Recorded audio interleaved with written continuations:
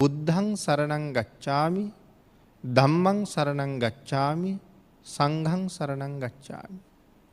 භාග්‍යතුන් වහන්සේ මම දිවි හිමියෙන්ම සරණ යනවා කියලා පොරොන්දු වෙනවා. භාග්‍යතුන් වහන්සේ පිළිබඳව මට අල්ප මාත්‍ර වූ සැකයක් කිසිම කාරණාවක් සම්බන්ධයෙන් නැහැ කියලා ප්‍රතිඥා දීමක් කරන්නේ. බුද්ධත්වයේ පිළිබඳව සැක නැහැ.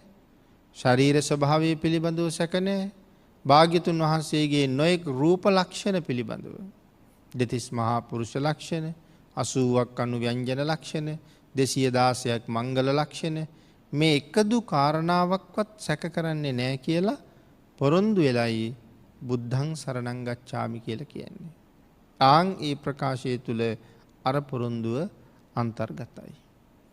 ධම්මං සරණං ගච්ඡාමි, භාග්‍යවතුන් වහන්සේ විසින් හොයාගෙන ලෝක සත්වයාගේ යහපත වෙනුවෙන් දේශනා කොට වදාළ ඒ නෛර්යානික ශ්‍රී සද්ධර්ම රත්නය අල්ප මාත්‍රයකින්වත් මම ප්‍රතික්ෂේප කරන්නේ නැහැ. මම මොකවත් දන්නේ නැහැ.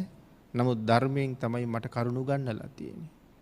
ආන්ගේ ධර්මයේ මට සැක නැහැ. නිර්මල ධර්මයේ සැක නැහැ කියලා පොරොන්දු වෙන එක ධම්මං සරණං ගච්ඡාමි.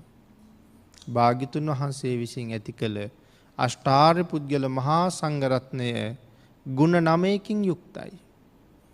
ඒක ගුණයක්වත් උන්වහන්සේලා ගාව නැති ගුණ නෙමෙයි. ඒ සියල්ලෙන්ම මහා සංඝයා සම්පූර්ණයි.